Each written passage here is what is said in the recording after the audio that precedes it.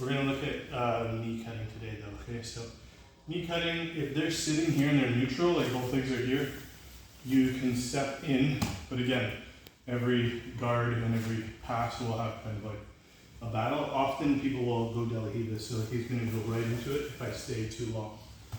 Okay, so if you're stepping in, you wanna immediately go forward. Sometimes you're even pushing him with your knee and then dragging him across. Notice I'm kind of bringing him with me as I slide. You always want to be anchored to them. If I was doing it in no VAs could do this a lot, so if you were from here, you pull, you push them here, and you drag this way.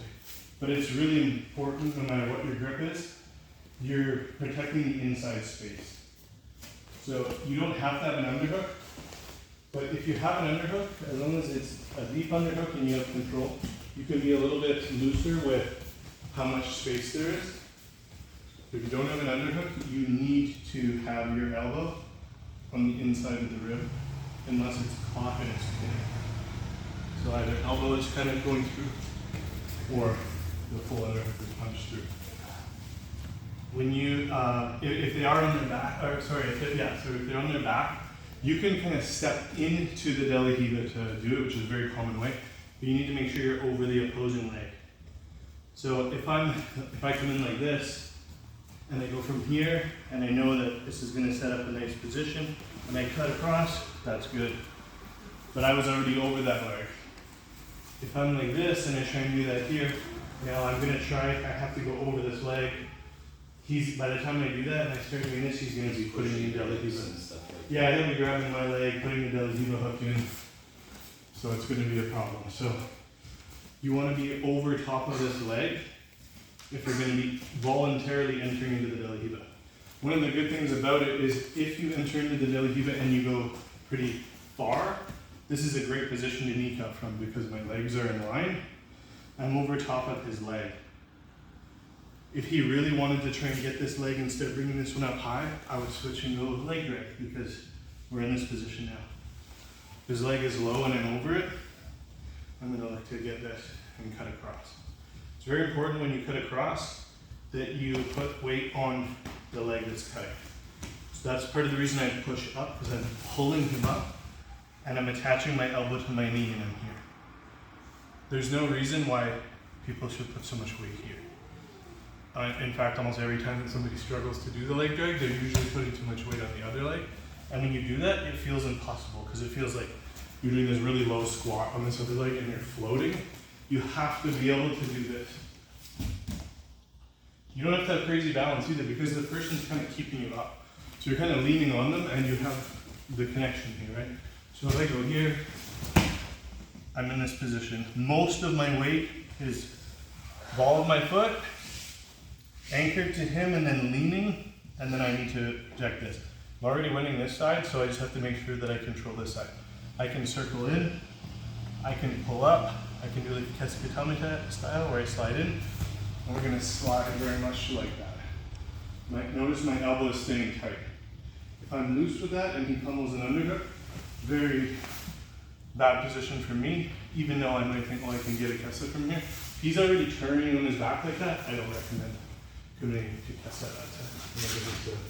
It's high risk with low reward at that point. When you first enter and you're just switching from the weight from this side to that side, yeah. You have your right hand on his knee.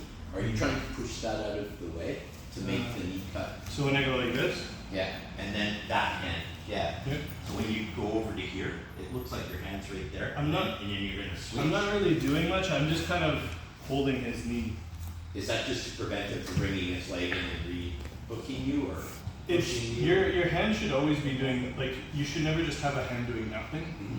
So either holding his knee, cupping his knee, or if he's trying to reach up here, I might be stripping his grip. It doesn't really matter so much what it's doing. I see, so you don't have to really. It doesn't have to be there. My legs and hips are doing everything there. Okay.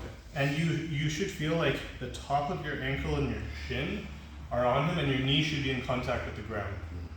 If your knee is not in contact with the ground, then you're too far back. And if you feel like your shin or your foot and ankle is not doing anything, then you're too far forward or your ankle's just too relaxed.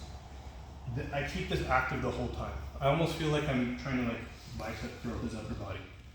Not wasting a crazy amount of energy or anything, but if I get loose with this and this starts to go here, that's just a giveaway for, he's just gonna start taking my back. Something like this.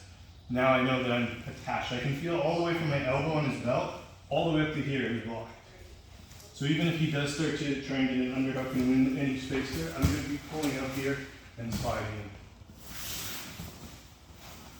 in. Okay, so that's what we're gonna look at. We'll make sure that we can get it just by step, and then we'll start repeating the motions, okay? So pick your dominant leg, don't even worry about both sides right now. I like left, but if you like right, I'll just give you a visual of the right person. So again, you need to go over the leg. If somebody's way, way taller than you, for now, just maybe pair with somebody as close to your height as you can. Because if his legs are all the way up here, it's gonna be a different consideration.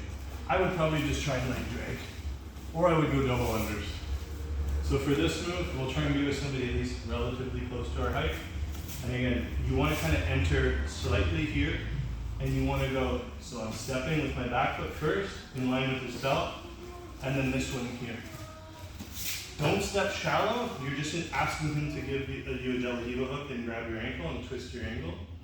And do this, that's not what we want. By stepping in deep, it changes the angle. Then you can pull up, and now you're going to go to the side. Okay, shin is there, side is blocked. Again, secret, planting the arm, or if you can't have a hard time holding them down, you can go over top and pulling through and just sliding in like you're sliding in for Katsugi. Your hip has to come down. And from here, you're either fishing for the underhook, or you're lifting it and turning your hips down, collecting the head. Those are the options we look for. Highest reward with lowest risk. Okay, let's work on that, please. 1, 2.